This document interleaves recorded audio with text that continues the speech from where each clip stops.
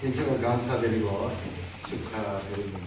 우리 박 총장님 또 박 학장님 또 여러 교수님들 그간 10년간 너무 하나님의 귀한 사역을 위해서 수고를 많이 하셨고 하나님께서 더 큰 은혜와 능력으로 귀한 신학교에 복을 다해 주실 줄 확신합니다. 이 귀한 자리에 총장님 직접 말씀을 전하시면 그 빛이 날 텐데 부족한 저를 이렇게 세워주셔서 감사드립니다. 그저 순종하는 마음으로 이렇게 말씀을 전하려고 합니다. 오늘 수료하시고 또 학위를 받으시는 모든 귀한 사역자들에게 주의 은총과 능력이 넘치기를 주님의 이름으로 축복합니다. 최근에 이 중국에서 한국도 마찬가지겠습니다만 중국에 보면 살기가 더 좋아져서 이 애완 동물을 많이 키우죠. 미국도 마찬가지고 한국도 마찬가지고 중국도 상당히 살기가 좋아졌습니다. 그래서 이 고양이가 한 4,100만 마리 되고요. 또 애완견이 5,100만 그러니까 약 1억 가까운 그런 반려동물들을 키우고 있습니다. 최근에 이제 여러분 잘 아시는 대로 미국과 중국이 무역 전쟁이 일어나서 이렇게 어려운 가운데 있으니까 가장 심각한 문제가 동물들에게 줄 사료가 없다는 거예요. 물론 뭐 중국에서 나는 그런 먹이들은 많이 있겠죠. 그러나 이 중국 사람들이 중국에서 생산되는 동물 먹이는 믿을 수가 없다는 거예요. 그래서 이 중국에서 주로 메이드 인 USA 그렇게 수입한 것을 비싸지만은 사다 이렇게 반려동물들에게 먹였는데 최근에 이렇게 두 나라가 다툼이 일어나니까 그 사료값이 굉장히 올랐다는 것입니다. 몇 곱절 주고도 구입할 수 없는 그런 상황인데 그 중국 분들 옛날 생각하면 그렇게 하지 못하겠죠. 그렇게 비싸졌는데 어떻게 동물 먹이를 위해서 미제를 살려고 그렇게 하겠는가 그렇게 생각하는데 그러나 중국 분들이 계속해서 미국산을 선호하면서 비싸지만은 그 동물들에게 먹이려고 하는 것을 지금 그렇게 보도가 되어 있습니다. 이것을 보면서 야, 참 좋아졌구나.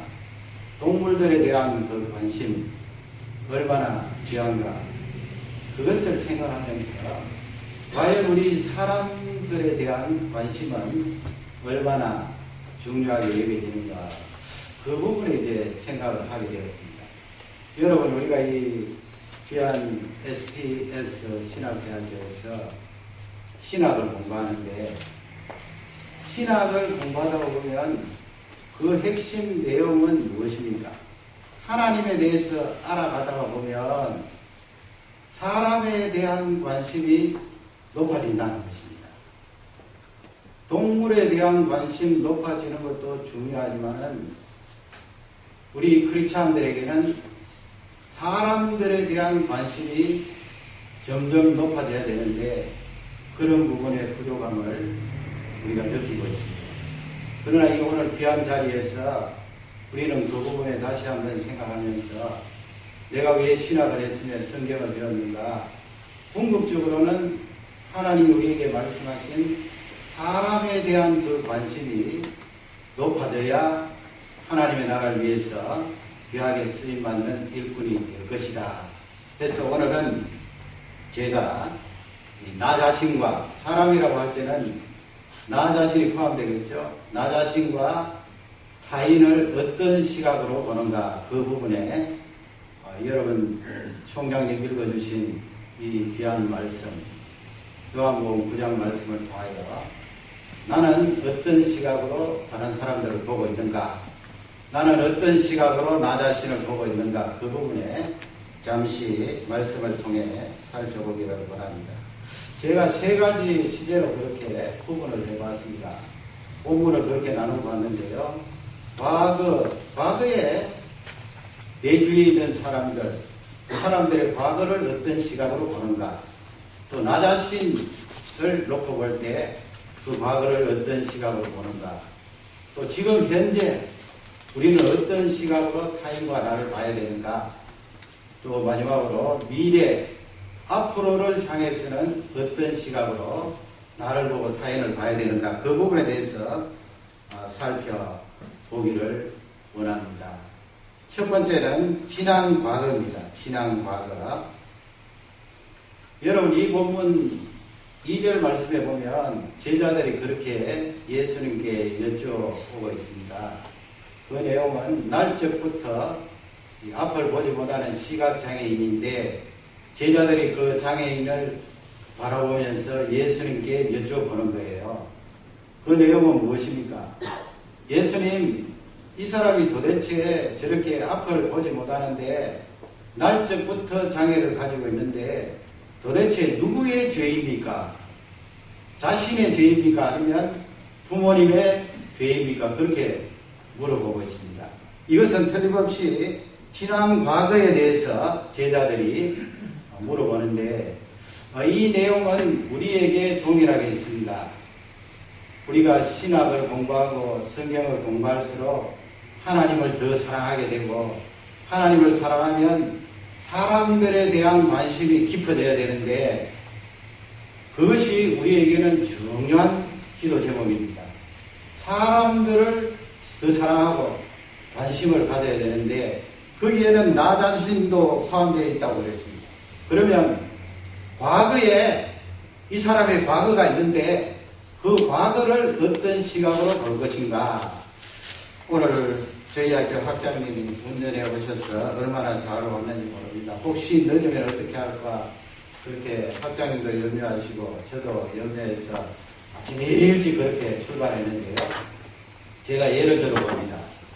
지금 이 학위 수여식이 2시인데 2시 10분에 도착했다. 그러면 어떻게 하겠습니까? 우리 총장님, 학장님이 제일 힘드시겠죠. 순서에 3군데나 펑크가 나니까 어떡하겠어요? 그러면 저희들은 이제 세 사람이 허겁지겁 오겠죠. 와서 제일 먼저 이야기하는 내용이 무엇이겠습니까?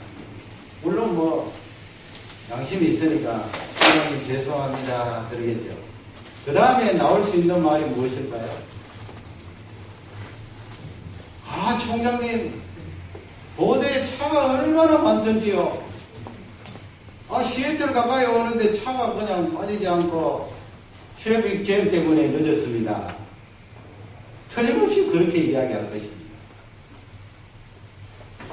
이건 무슨 말씀이에요? 어떤 상황을 놓고 과거를 해석할 때 내 자신에 대해서는 외부적인 상황을 언급합니다. 그러나 다른 사람을 볼 때는 어때요? 만약 저희 학교에서 늦게 도착했다 그러면 우리 시애틀 신학대학원 대학교 총장님, 학장님, 우리 모든 임직원, 학생들은 그렇지 않겠죠. 그러나 일반적으로 저 사람들, 저분들 뭔가 좀 게으른 것 같아. 저분들 성의가 없는 것 같아. 그래서 내가 다른 사람의 과거를 바라보면서 시각을 가질 수 있는 것은 그 사람의 내부적인 환경을 가지고 지적을 하게 됩니다. 그게 오늘 본문 말씀이에요. 아니, 여러분 객관적으로 보면 이 시각장애자가 내적으로 가지고 있는 죄 때문에 이렇게 장애를 입었나요? 물론 뭐 근본적으로 아담과 타락 이후에 이런 장애가 들어왔습니다만 그러나 그 개개인에게 해당되는 건 아니잖아요. 그 사람이 뭐 태어날 때부터 죄를 지어서 이렇게 장애를 입었다 그렇게 볼 수는 없습니다. 그래서 타인을 볼 때는 그 사람의 내적인 부분을 지적하게 되어 있습니다. 과거의 상황을 놓고 내가 내 자신을 볼 때는 나는 어떻게 합니까? 외부적인 상황을 가지고 설명을 합니다. 그래서 여러분 오늘 이 말씀을 통하여서 그러면 어떻게 해야 되는가? 우리가 자녀들을 키우면서 저도 그렇습니다. 그런 말을 종종 합니다. 야, 내가 그럴 줄 알았다. 너에게 그렇다고 수십 번 이야기했지 않니? 너는 맨날 그래, 그럽니다. 그러면 그 말씀 속에는 그 자녀에 대한 내적인 부분을 거느리고 있어요. 너 내가 말했듯이 너 게으르지 않니? 너 재능은 가졌지만 너 속에 게으름 때문에 그렇게 못하는 거야. 실패한 거야. 그렇게 말합니다. 그래서 어떤 사람이 시험에 떨어지거나 실패하면 종종 그렇게 이야기합니다. 이야, 나는 조상님들 대대로부터 좋은 머리를 물려받지 못해서 이렇게 시험에 떨어졌어. 그렇게 이야기합니다.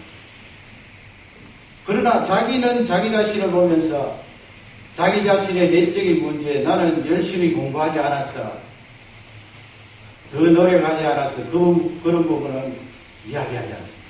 이것은 우리 사람이 가지고 있는 죄의 경향성 때문에 반복적으로 돌아갑니다. 그건 거의 자동적으로 일어납니다. 그래서 오늘 이 과거의 나 자신과 타인을 바라볼 때 자동적으로 돌아가는 이 상황들을, 이 시각을 어떻게 해야 되는가? 어떻게 해야 되겠습니까? 어쩔 수 없어요. 그냥 금방 나가는 말과 생각은 그렇게 나갑니다. 그럴 때 우리는 그 자리에서 한숨을 내쉬고 다시 원상태로 돌려야 됩니다. 원상태가 무엇입니까? 아, 총장님, 오늘 제가 좀 게을러서 두서없이 왔다 갔다 하다가 늦었습니다. 그렇게 하면 됩니다. 타인을 향해서는 어떻게 해야 됩니까? 아이고, 캐나다에서 내려오시느라 고생 많았습니다. 교통이 많이 막혔지요. 보도에 그 통과하기가 쉽지가 않습니다. 그렇게 자동적으로 따라가는 나의 이 시각을 반대로 바꾸어서 사람들에 대한 관심을 가지면 하나님께서 내가 공부한 신학과 성경에 더욱더 힘을 주셔서 귀하게 쓰임받을 줄 확신합니다. 두 번째는 현재입니다, 여러분. 현재. 5절 보시면 예수님이 그런 말씀을 하세요.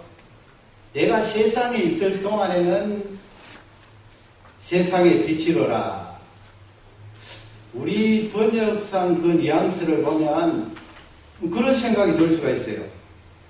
예수님께서 성육신 하셔서 세상에 계실 동안에만 세상에 비치고 그 다음에는 부활하시고 성천하신 뒤에는 어떻게 된다는 말인가? 그 부분에 의문을 가질 수가 있어요.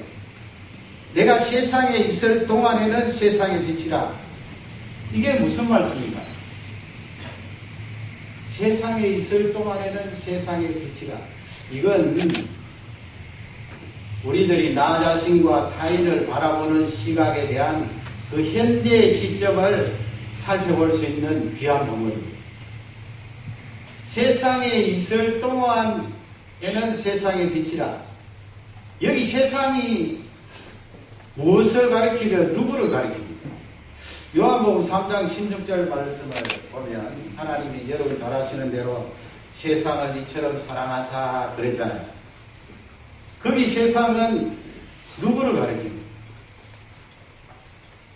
이 온 지구를 사랑하사, 그런 의미도 되겠지만은 더 구체적으로 좁게 말씀드리면 하나님께서 이 STS 오늘 학위 수여 받고 수료하는 사람들을 사랑해서 그렇게 되겠죠.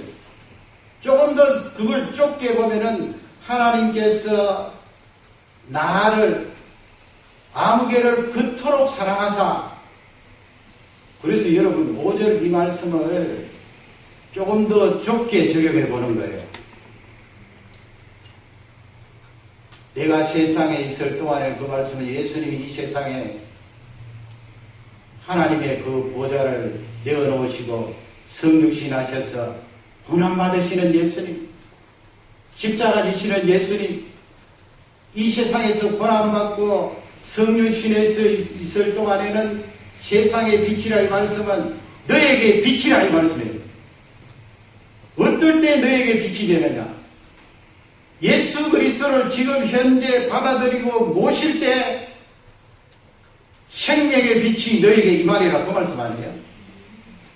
현재 네가 나를 믿고 나를 영접하면 내가 가지고 있는 그 무한한 생명의 빛이 너에게 임하리라.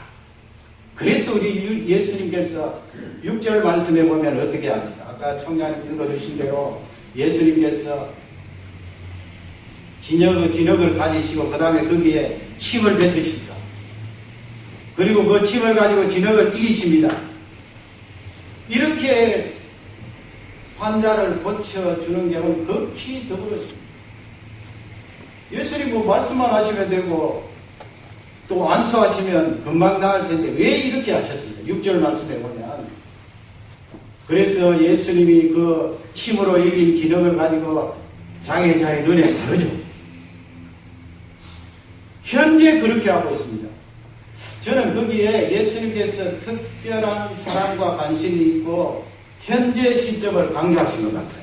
또 앞을 보지 못하니까 예수님이 그 피부에 터치가 될 수 있도록 진흙을 이겨서 그 장애자의 눈을 바르는 거예요. 눈에 바르는 거예요. 바르면 앞을 보지 못하는 그 장애자가 야 예수님께서 지금 내 눈에다가 진흙을 바르시는구나. 현재에 대한 체험을 할 수 있도록.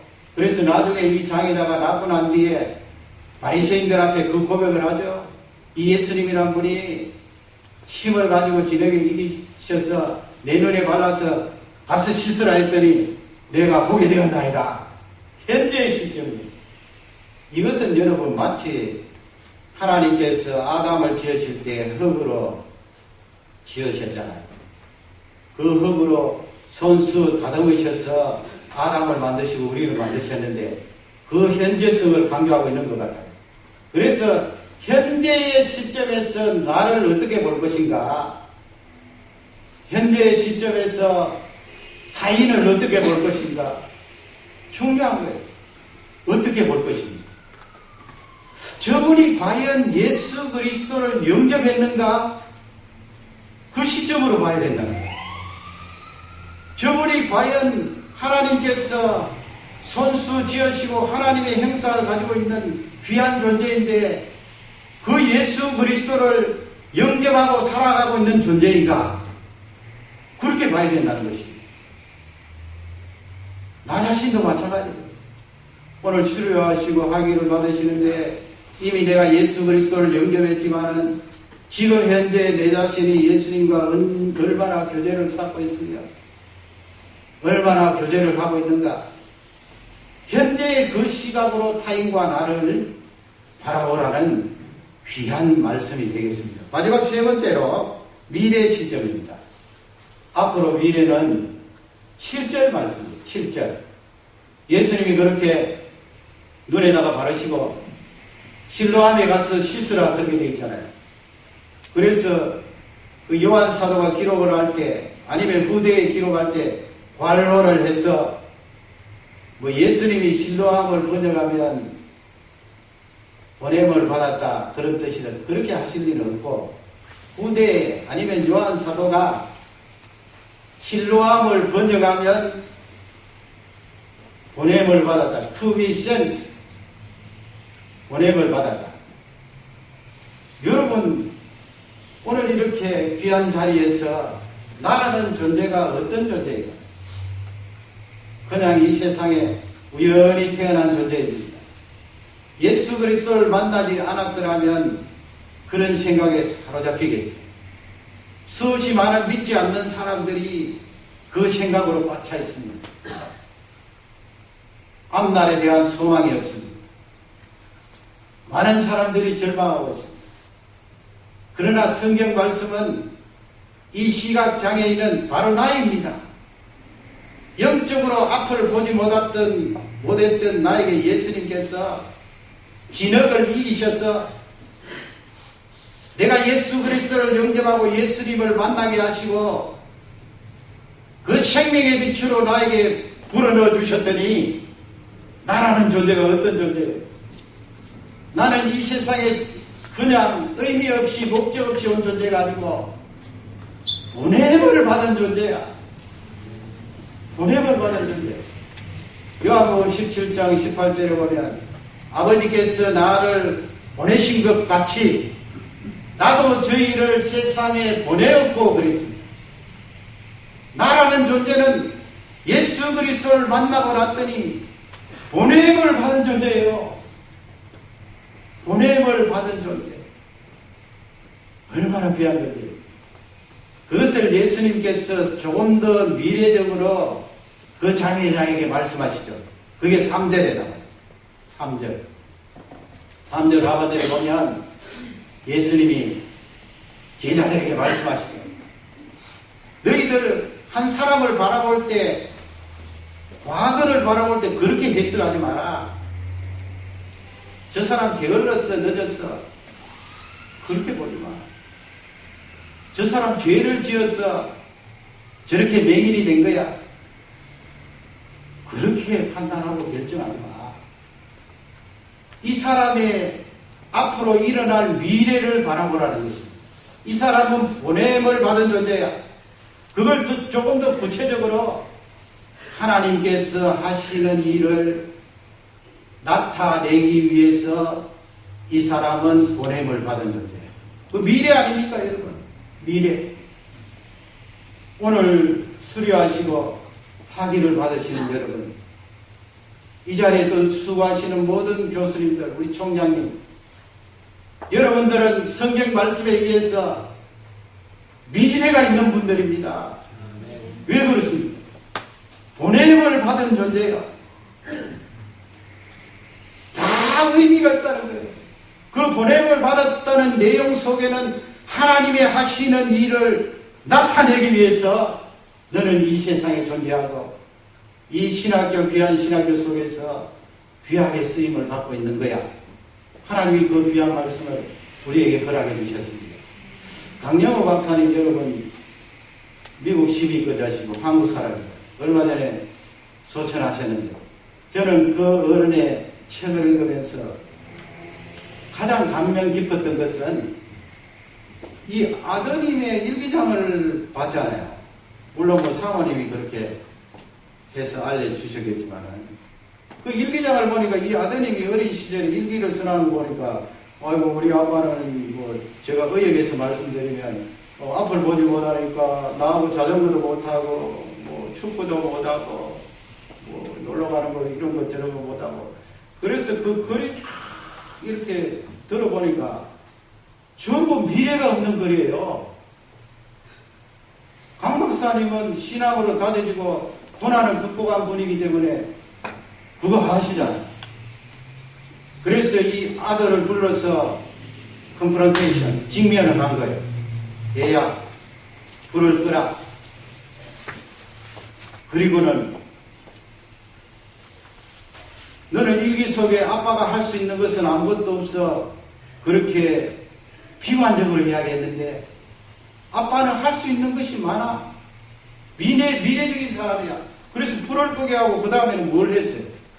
책을 펼쳐놓고 앞을 보지 못하지만 점자를 가지고 읽을 수 있으니까 책을 읽어주었다는 거 아니에요. 책을. 그래서 아들이 자기 전에 늘 책을 읽어줬는데 그걸 얼마나 읽느냐?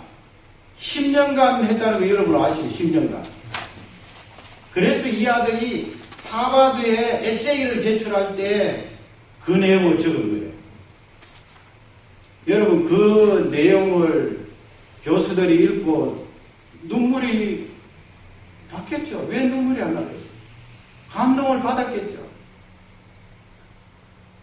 그 아들이 하버드 의과대학 들어가서 안과 의사가 되어서 지금 현재 3만 명 이상 되는 눈 아픈 사람을 고쳐줬다고 그러잖아요. 나라는 존재는 보냄을 하는 존재입니다. 미래가 있는 사람이에요.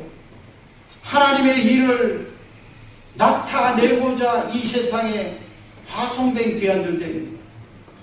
여러분 이렇게 성경을 배우시고 신학을 공부하시고 또 계속해서 공부하시면서 각 교회에 돌아가서 이 세상에서 나는 보냄을 받은 존재야.